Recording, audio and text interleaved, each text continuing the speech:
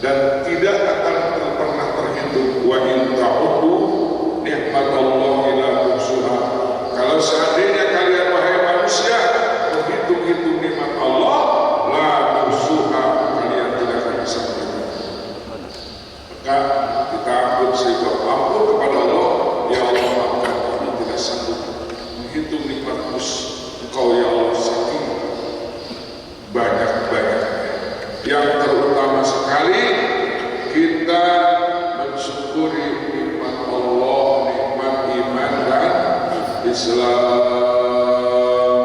Alhamdulillah.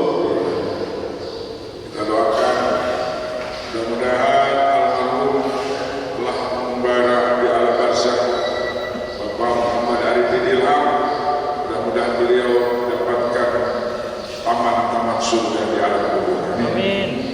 Dan perlu ada doa sebagai anggota simpatisan bahkan pendukung berat daripada Sekra Bapak Haji Saifuroh bin Batasari. Beliau sedang menderita sakit di RSM Jakarta. Mudah-mudahan dengan berkah Fatihah ini beliau disembuhkan oleh Allah Subhanahu wa taala.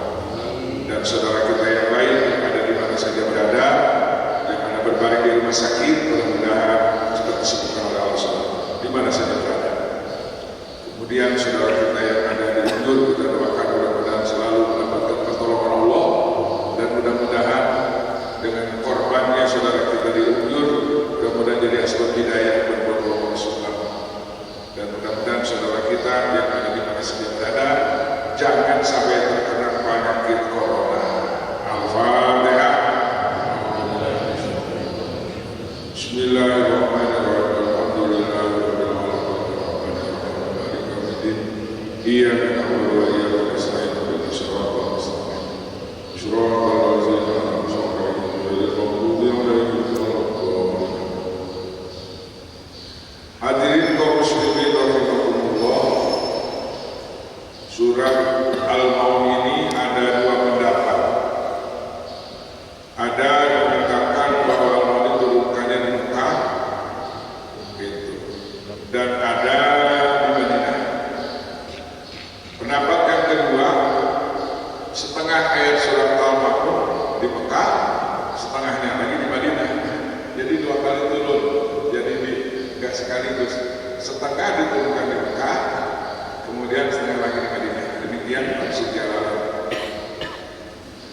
Hadirin kaum muslimin, di sini Allah sampaikan ayat alladzi yukadzibu bihi. Tafsirannya ini hamzah istifham. Ayat alladzi yukadzibu bihi ayat al-arabta. Jadi tafsir Jalalainnya ayat alladzi yukadzibu bihi, apakah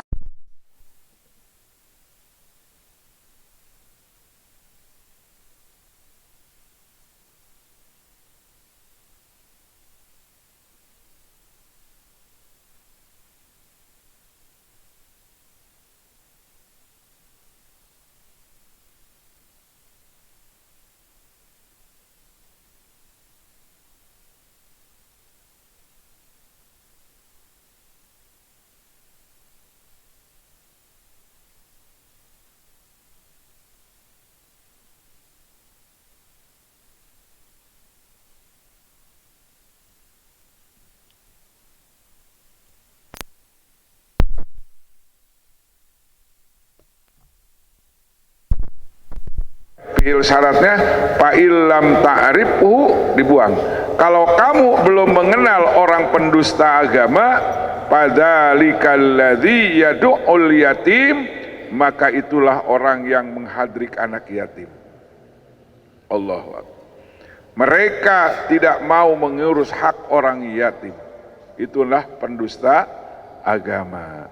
Yang kedua, wala yahuddu ala ta'amil miskin, dan tidak mau mengajak untuk dirinya dan untuk orang lain untuk memberi makanan kepada orang miskin. Nah, jadi ada dua kriteria ya pendusta agama itu. Yang pertama menghadiri anak yatim, yang kedua tidak mau peduli untuk orang lain, memberikan makanan kepada orang miskin. Tidak mengajak dirinya, tidak memberikan contoh untuk dirinya, dan tidak mengajak kepada orang-orang supaya memberikan makanan terhadap orang miskin. Ayat amihi, memberikannya kepada orang miskin. Asbab nuzul ayat. Allahu Akbar. Maka hadirin kaum muslimin, ini dulu namanya ada As bin Wa'il atau Walid bin Mughirah, orang yang tidak percaya kepada hari hisab, orang yang selalu menghadik anak yatim, orang yang pelit terhadap memberikan makanan kepada orang miskin. Nah sekarang kalau orang miskin ini beda pemikirannya, orang fakir miskin ini beda pemikirannya. Bagaimana besok saya makan? Apakah saya dapat makan atau tidak? Itulah problem orang miskin sekarang. Gitu kan? Bagaimana besok?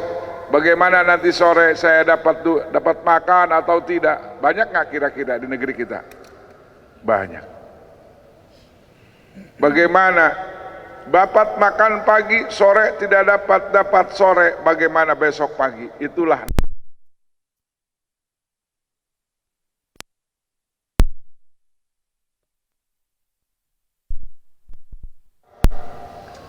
Karena saya pernah mendengarkan mantan pendeta, sekarang sudah masuk Islam, waktu ceramah di daerah Gaperi. Ditanya, waktu Bapak pendeta dulu cara pemurtadannya dengan apa katanya? Jawabnya, pertama pengobatan gratis, sekolah gratis, diberikan lapangan kerja, sekolah gratis, obat gratis, dikasih lapangan kerja orang tuanya.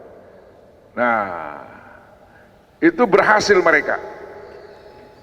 Setelah dia masuk Islam, dibuka rahasianya, itu diantaranya. Nah kalau orang lapar, disuruh apa aja mau. Jangan-jangan pindah agama, suruh bunuh orang mau dia, asal dapat makan. Nah ini, maka di sini bagi orang-orang yang punya harta, orang yang jutawan, orang-orang yang artinya orang-orang yang sudah banyak hartanya, awas, ada ancaman, dua ancaman di sini. Orang pendusta agama adalah orang yang menghadiri anak yatim dan tidak peduli terhadap orang-orang miskin soal perutnya. Jadi perut orang miskin sekarang, Allahu Akbar. Sudah sekarang ekonomi sudah morat-marit, harga naik, gempa di mana-mana, longsor di mana-mana. Bayangkan sob. Bayangkan sekarang, barang naik, kemudian musibah ada di mana-mana, maka siapa lagi yang peduli kecuali orang yang beriman, orang-orang yang punya hati nurani. Coba lihat di Bogor Barat, Allahu Akbar, di Bekasi ada, di Jawa Tengah, Jawa Timur, sekarang naik barang, banyak orang miskin, Allahu Akbar. Saya dulu ingat waktu tahun 65, itu orang-orang yang tidak suka dengan agama Islam, itu beras itu dilempar ke laut. Tahun 65 itu orang-orang kafir, orang-orang yang benci dengan agama itu, sampai ribuan karung dilempar ke laut supaya masyarakat miskin, sengaja dimiskinkan sekarang, diprogramkan supaya umat Islam itu miskin. Sampai beras itu dilempar ke laut. Bayangin coba. Sekarang mah gempa iya, longsor iya, kemudian ekonomi sekarang murat-marit. Kalau kita tidak punya iman, subhanallah, nauzubillah, bisa murtad. Kadal fakru ayyakuna kupron, hampir saja sekarang kepakiran bisa menjadikan kemurtadan, kekupuran. Auzubillahi min zalik. Maka bertanggung jawab para kiai, para ustadz untuk memberikan penyuluhan, untuk memberikan perangsang, mengajak kepada orang-orang kaya supaya mau mengorbankan hartanya untuk orang miskin. Kalau orang yatim itu ada dua, ada yatim orang kaya, ada yatim miskin. Ada apalagi kata orang Sunda, katuruk katimpuk, nya fakir, nya miskin, nya yatim piatu. Nah ini saudara, fakir, miskin, yatim piatu, coba bayangin. Ya mudah-mudahan ya kita diberi kekuatan untuk selalu cinta kepada fakir miskin, amin ya robbal. Allahu Akbar. Wahai saudara-saudaraku yang punya amanat yatim, baik sebagai anak yang pertama, Anda ini punya adik-adik yatim, jangan sampai itu yatim haknya tidak diberikan haknya kepada orang. Punya hak adik-adik kalian itu untuk hak waris, jangan sampai waris adik-adik kalian ini diambil sama Anda. Awas. Yang kedua, wahai para penitia yatim, ingat, penitia yatim di yayasan pantai asuhan di mana saja berada, pantai yatim piatu, harus takut dengan firman Allah, alladzina ya'kuluna amwalal yatama zulman innama ya'kuluna fi butunihim naro. Orang-orang yang memakan harta anak yatim, sesungguhnya dia bukan makan harta, tetapi justru dia sedang menumpuk-numpuk bara api di dalam perutnya. Astagfirullahal. Wahai saudara-saudara yang menjadi kakak yang paling besar, punya adik kalian itu yatim-yatim, kalau engkau makan, berarti engkau di akhirat sudah disiapkan itu harta menjadikan bara api. Innama ya'kuluna fi butunihim naro, hakikatnya dia sedang memakan di dalam perutnya penuh dengan api. Na'udzubillahi min. Ini tahzir, nazir dari Allah Subhanahu wa taala. Kemudian hadirin kaum muslimin, wala yahuddu ala ta'amil miskin. Kita jangan tenang-tenang, tidak tenang-tenang. Alhamdulillah, anak saya sudah makan cukup, punya ladangnya banyak, itu punya kedai. Dia ngomong-ngomong kekayaan pribadi, punya sawah, punya macam, tapi dia tidak ingat kepada orang-orang miskin yang sedang lapar, orang-orang miskin yang membutuh makanan, tidak mengajak kepada dirinya, tidak mengajak kepada anaknya, tidak tetangganya. Itu termasuk alladzi yukadzibu bidin, termasuk pendusta agama. Allahu Akbar. Astaghfirullah Rabbal baraya, astaghfirullah minal khataya, astaghfirullah Rabbal baraya, astaghfirullah minal khataya, astaghfirullah Rabbal baraya, astaghfirullah minal khataya. Bagaimana padilahnya orang yang memberikan makan kepada orang miskin? Subhanallah. As-shadaqatu tadfa'ul bala, sedekah kepada fakir miskin itu bisa menolak belai. Kemarin saya ngaji di Darul Jannah.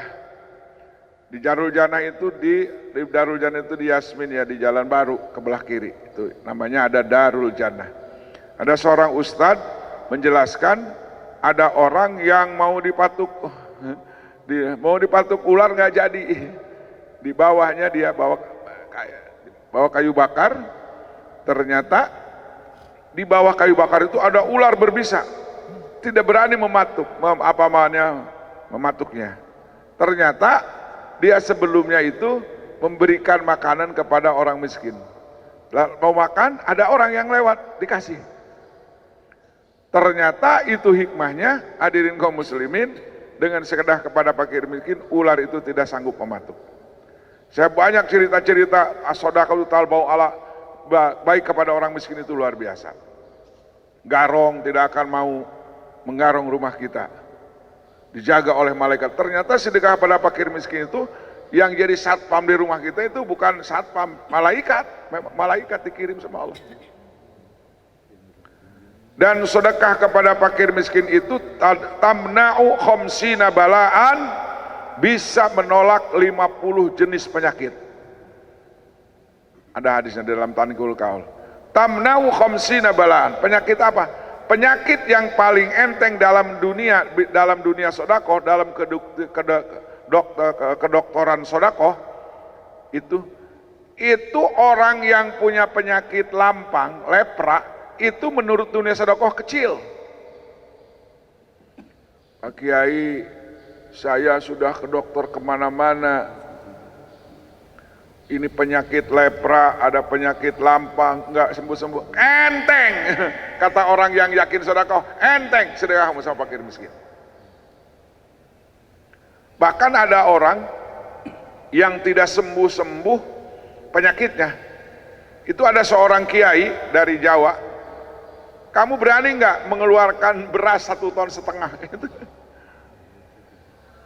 Banyak orang sekarang yang sudah habis 100 juta, 200 juta, 300 juta, bahkan ada orang yang sudah habis miliaran, tapi belum sembuh.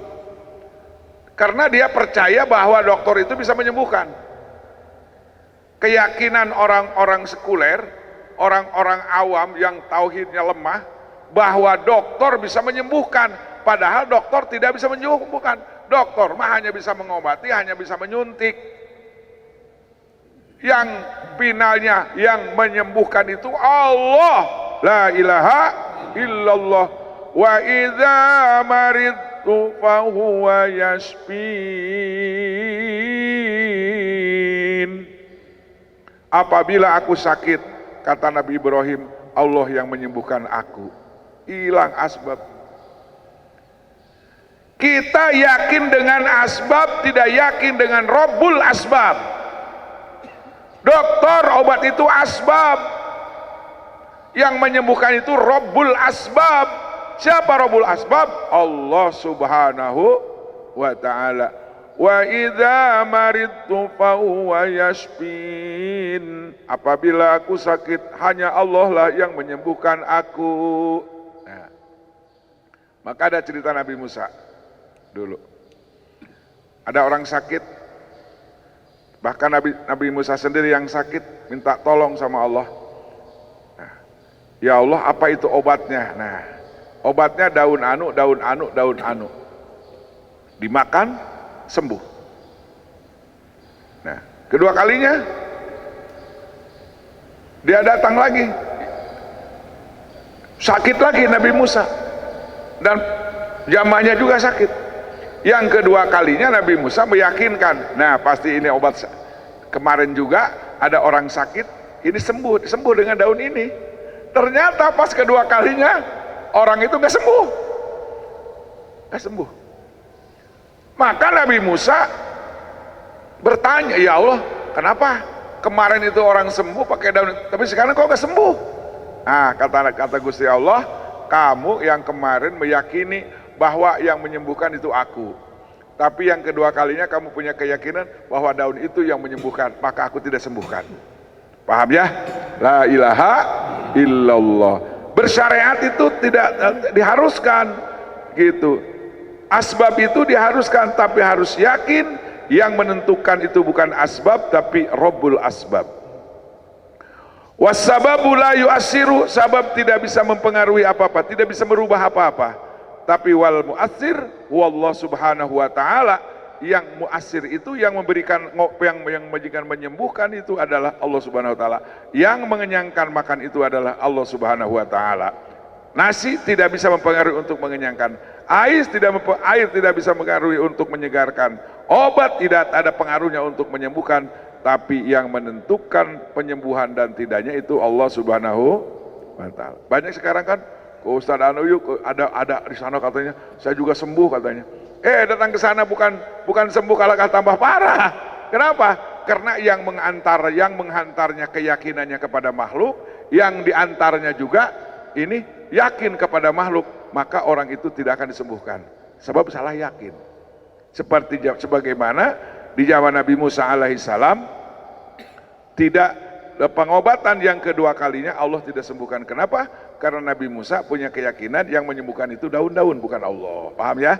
Kita kembali kepada bahwa orang yang pendusta agama itu adalah orang yang menghadi anak yatim, yang tidak peduli terhadap laparnya orang-orang miskin. Maka di dalam ayat lain memang orang miskin itu termasuk tanjakan. Di dalam surat Al-Balad, ayat ada wa ma adraka mal aqobah. Tahukah kamu apa itu aqobah? Aqobah itu yang pertama adalah paku rokobah. Tanjakan itu adalah paku rokobah, membebaskan abad perbudakan.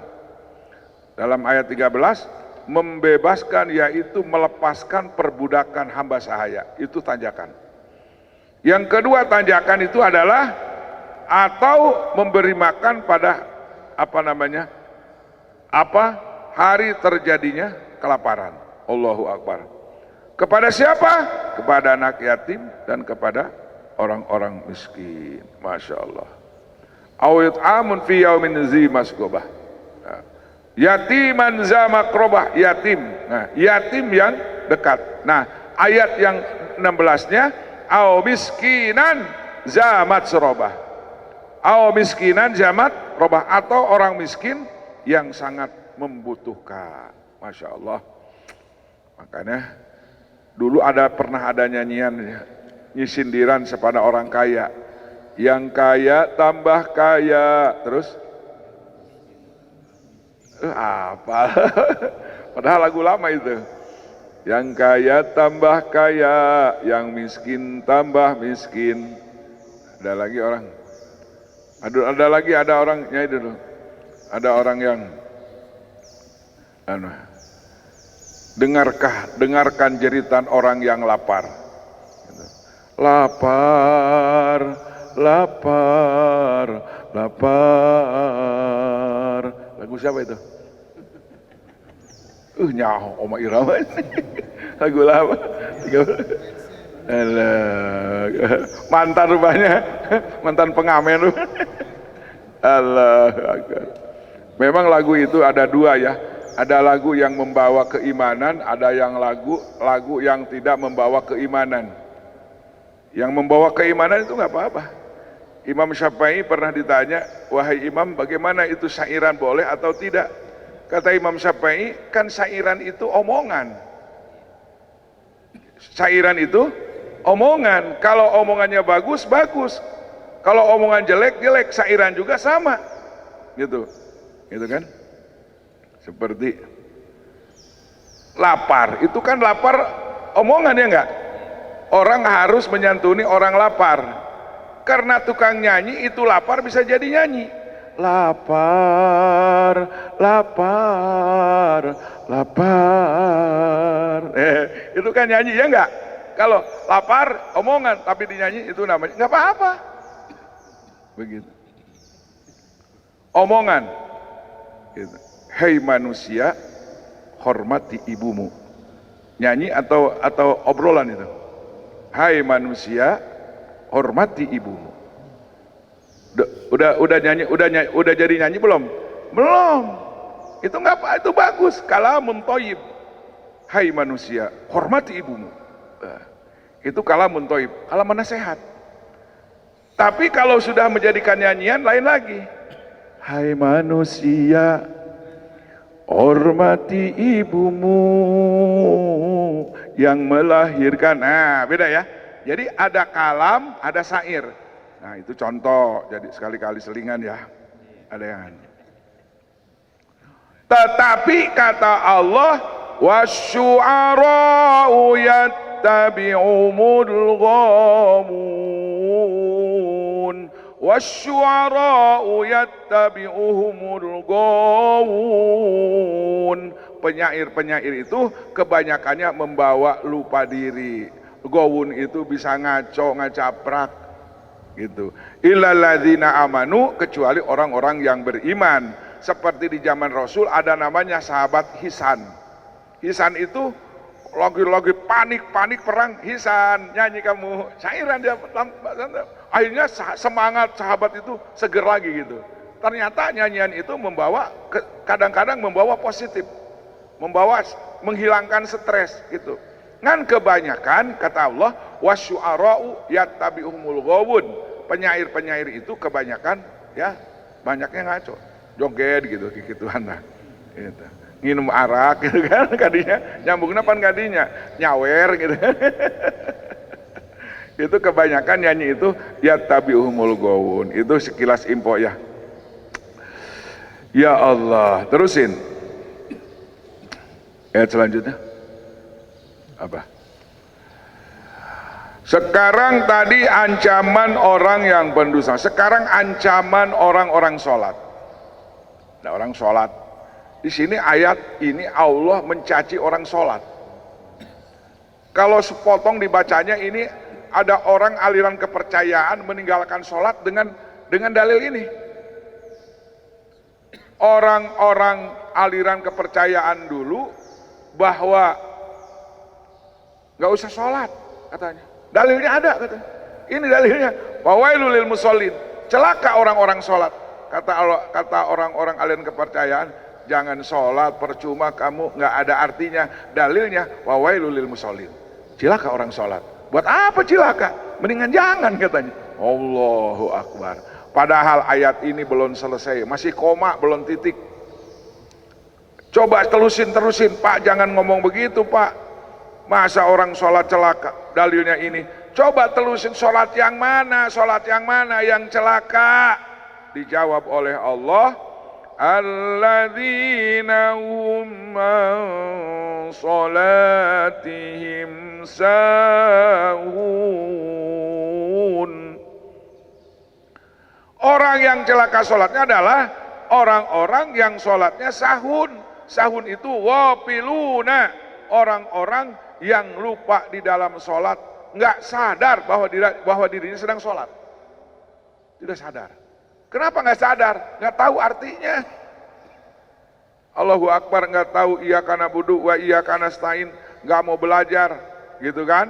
Itu kadang-kadang diancam orang yang tidak mau belajar kandungan ayat Al-Quran itu, ayat Fatihah, surat-surat dalam sholat itu, tidak belajar subhana rabbiyal a'la, subhana rabbiyal azim, tidak mau belajar apa itu rabbik firli warhamni wajiburni warpani, itu kadang-kadang terancam dengan firman Allah wawailul lil musholli. Terancam kadang-kadang kita.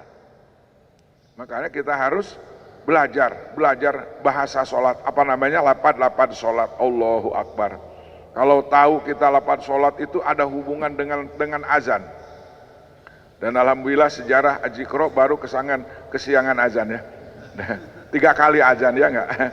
Ada 3 kali adan awal, adan subuh tidak pakai speaker, adan yang ketiga pakai speaker.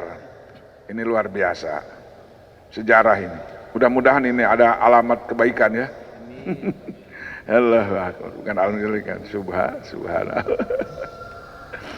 Kata anak saya, Pak Inu diam 5 katanya Pak ini. Kata Ustadz Ridwan, kata Pak Inu diam 5 katanya. Mau diam kenapa? Ini sudah benar wae. Benar wae, batu urah ajan di sini belum. Ya nggak apa-apa deh, sekali-kali. Bukan sengaja ya. Allahu Akbar. Ghafiluna yuakhiruna an waqtiha. Orang-orang yang lupa sampai lupa dengan waktu di sini. Bukan lupa artinya, Mat ya. Di sini gopiluna bukan gopiluna lupa dengan maknanya, bukan, tapi gopiluna yuakhiruna an waktiha. Mereka itu lupa sehingga mengakhirkan sholat dari waktunya. Sudah azan jam 12, gitu kan, gopilun. Gopilun itu gara-gara goplah. Gara-gara hidup kita penuh dengan goplah. Goplah itu ngomongkeun dunia, bisa goplah sama Allah. Tahta lam diumumkan, rame. Pilpres, pilkada itu bisa melupakan sama Allah. Apalagi jadi panitia kampanye, jadi jurkam, bisa lupa itu. Ghafiluna yuakhiruna waqtiha. Itu gara-gara membicarakan hayang jadi jabatan. Yang kedua, manusia ghafiluna yuakhiruna an waqtiha, mereka lupa dengan Allah gara-gara terlalu memikirkan harta, terlalu menguruskan harta benda, sehingga ghafiluna, mereka lupa kepada Allah, sehingga yuakhiruna an waktiha, mereka mengakhirkan waktu sholat. Itu yang diancam fawailul lil musallin, itu yang dikatakan an sholatihim sahun. Ada lagi orang yang lupa kepada Allah gara-gara membicarakan tentang wanita. Coba kalau manusia sudah jatuh cinta, waduh, saya kalau sudah ada SMS, yang paling parah itu ada orang yang jatuh cinta yang kedua, apa namanya tuh ya? Puber kedua, waduh gawat itu. Saya punya langganan SMS itu Pak, orang yang puber kedua. Waduh Pak, nggak bisa lupa lagi. Saya belum pernah jatuh cinta sama ini katanya. Bagaimana obatnya? Udah baca Ustaz, banyak istighfar. Puasa Senin Kemis dia. Lapor lagi, wah masih inget terus katanya. Saya udah sholat berjamaah sudah wah. Puasa Senin terus. Itu orang udah mau ke kuburan. Udah umur kepala 5 lebih. Pak Kiai saya masih inget terus. Padahal saya udah puasa. Udah tahajud. Nah itu ghafiluna yuakhiruna an waktiha. Kadang-kadang memikirkan wanita, kita jatuh cinta kepada wanita, itu bisa mengakhirkan sholat. Itu yang dikatakan alladzina hum an sholatihim sahun. Kemudian ada sifat-sifat lagi. Sahun itu siapa? Alladzina hum yura'una fis sholati wa ghairiha.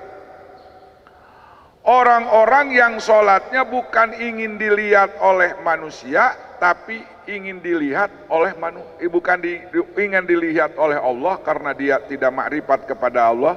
Gara-gara dia jadi orang munafik, akhirnya sholatnya bukan dasar makrifat kepada Allah, bukan dasar atas perintah Allah, tapi dia karena pergaulan. Alhamdulillah suami saya Pak Kiai gara-gara dekat orang-orang sholat, katanya sholat terus, tapi pas dia udah nggak berteman lagi sama Kiai, nggak sholat lagi kata begitu. Ada nggak yang begitu? Ada. Itu orang namanya demi Kiai. Pak Kiai katanya anak saya pas punya mertua, jadi punya mertua Kiai Ustadz rajin sholatnya. Pas udah nggak punya mertuanya, udah meninggal, sudah nggak sholat lagi katanya. Masya Allah. Itu yang dikatakan alladzina hum yura'un. Bukan semangatnya, bukan ingin dilihat oleh manusia, tapi semangatnya ingin dilihat oleh Allah. Makanya hadirin kaum muslimin, saya pernah kaget. Saya bertamu kepada seseorang yang katanya orangnya hebat. 2:30 baru sholat sendirian di kamar pakai kaos oblong. Tahu nggak kaos oblong? Oh ya, udah tahu. Saya kaget, ya Allah, habis sholat pakai kaos oblong. Nggak tahu bolong mah nggak tahu. Bingung saya, nyembah sama siapa dia? Kok berarti dia nggak bisa melihat, nggak merasa dilihat sama Allah. Tapi dia ketika bertampilan dengan manusia, sakar kebak, pakai bajunya juga panjang, sorbannya, hebat, pokoknya mah hebat. Tapi ketika sholat di kamar pakai kaos oblong, loh, saya ingat sama ini. Alladzina hum yura'un bis sholati wa ghairiha. Ternyata orang-orang ini termasuk orang sholatnya orang munafik. Orang munafik suka sholat, suka. Cuman sholatnya yura'un.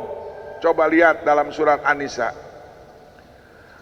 Wa idza qamu ila sholati qamu kusala yura'una an-nasa wa la yadhkuruna Allah illa qalila. Wa idza qamu ila sholati qamu kusala. Apabila dia berdiri sholatnya kusala, malas. Yura'unan nas, mereka ingin dilihat oleh manusia. Wala yadhkuruna Allah illa qalila, tiada berzikir kepada Allah kecuali hanya sedikit saja. Itulah orang munafik. Ini ternyata orang munafik itu orang yang suka sholat, cuman sholatnya bukan semangat karena Allah, tapi semangatnya karena mitoha, karena masyarakat, karena disenter sama TV. Aduh, pakai baju yang bener lu, mau disorting lu. Oh iya ya, wah, sorting pakai ngaca dulu. Waduh, disorting. Nah dulu kan ada, kalau zaman Pak Harto dulu kalau sholat Idul Fitri, Idul Adha itu kan di Istiqlal. Waduh, di depan semua, pejabat di depan semua, disorting itu. Bajunya bagus, hebat. Nah soalnya begini, karena nggak tahu dia. Allah. Ini orang ria ini ternyata penyakit orang munafik. Nah, bagaimana kiat-kiatnya Pak Kiai, Pak Ustadz supaya jangan ria? Kita harus riadoh. Riadoh usahakan jangan sampai kita jangan ketinggalan sholat berjamaah 40 hari, jangan ketinggalan takbiratul ula. Itu kiat-kiatnya. Itu jamin dari Rasul. Udah garansi Rasul. Man sholata ma'al jamaah. Barang siapa yang sholat dengan berjamaah arba'ina yauman, 40 hari dan tidak ketinggalan takbiratul ula, maka dia ada jaminan dari Rasul. Yang pertama, dia tidak akan masuk neraka. Yang kedua, tidak jadi orang munafik. Insyaallah siap ya? Nah, siap 40 hari. Gimana Pak Kiai kalau sudah 40 hari nggak ulah oh jangan. Itu kan bahasa Nabi itu. Kalau orang yang sudah sanggup 40 hari berjamaah tidak ketinggalan, otomatis selanjutnya tidak akan ketinggalan lagi. Insya Allah ya. Siap mengamalkan, siap amal, siap. Allahu Akbar. Di sini dalam tafsir Jalalain bukan sholat saja, otomatis. Kalau manusia sholatnya sudah ingin dilihat sama orang, otomatis zakatnya pengen dilihat, sedekahnya pengen dilihat, puasanya dibilang-bilang, sholat tahajudnya dibilang-bilangkan gitu kan, sedekah ke masjidnya dibilang-bilangkan, dilaporkan. Itu otomatis orang munafik itu kalau sholatnya ria, otomatis amal kebaikannya juga ria. Ini sudah otomatis demikian dalam kitab tafsir Jalalain. Allahu Akbar.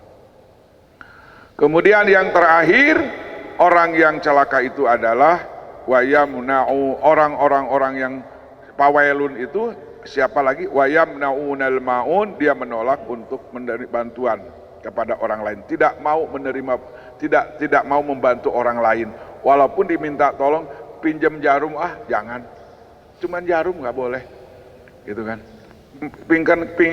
Pinjam kampak, jangan. Pinjam apa namanya tempat masak, jangan. Pinjam nampan dong, jangan.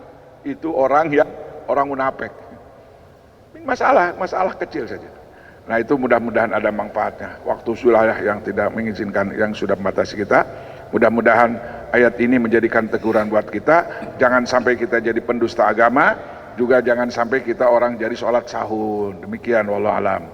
Allahumma arhamna bil Qur'an waj'alhu lana imama wa nura wa huda wa rahmah. Allahumma zakirna nasina wa alimna minhu ma jahilna warzuqna tilawatahu ana laili wa atrapan nahar waj'alhu lana hujjatan ya rabbal alamin. Subhanallah subhanakallah bihamdika asyhadu an la ilaha illa anta astaghfiruka wa atubu ilaik. Assalamualaikum warahmatullahi wabarakatuh. Adzan 3 kali hebat. Hebat adzan 3 kali subuh.